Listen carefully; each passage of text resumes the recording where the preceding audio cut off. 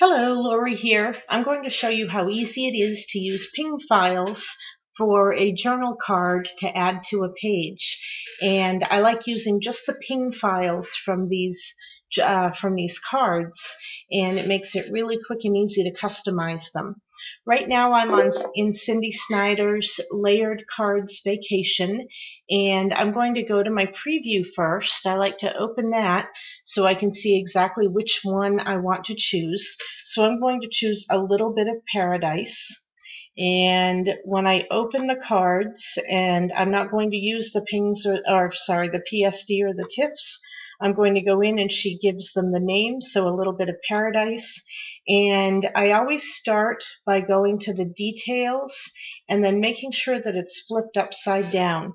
And that puts the background usually at the back. So I just drag those over onto my page. And as it builds itself, I'm just going to wait. Once it's done, the first thing I'll do while everything is still selected is I will flatten the pieces. So if I go to cut and fill and a straight edge, now I can just drag off that card and cut, and it will take a few moments for it to cut them all, and then each piece will be flattened on its own.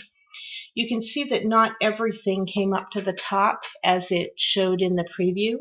So I will have to put a few in a different order.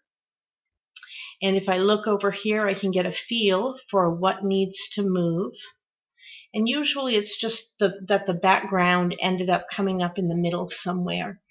Once I've got that, if I want to select all of them again, and then I can resize by going to Group and pull it wherever I want it to sit on the page and resize accordingly. I think I might leave it over here and make it just a bit bigger.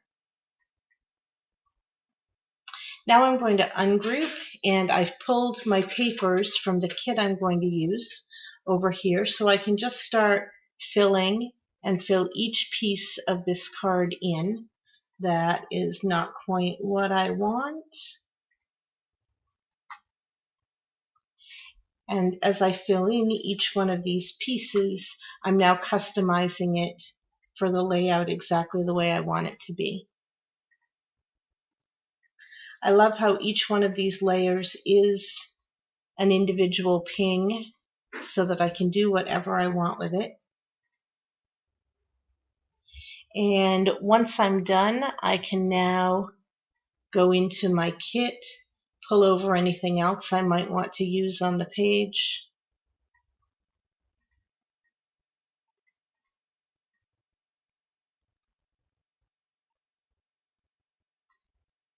And I'll probably play with that a little bit more, but I think you get the idea.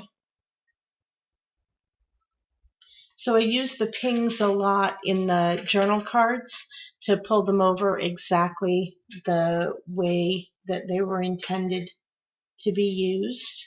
Very easy to do. Oops, I don't know where that heart went. Very easy to do with the program, with the way they sit right now. There we go. That should be everything. And usually I take just the back one and I will put a shadow on that.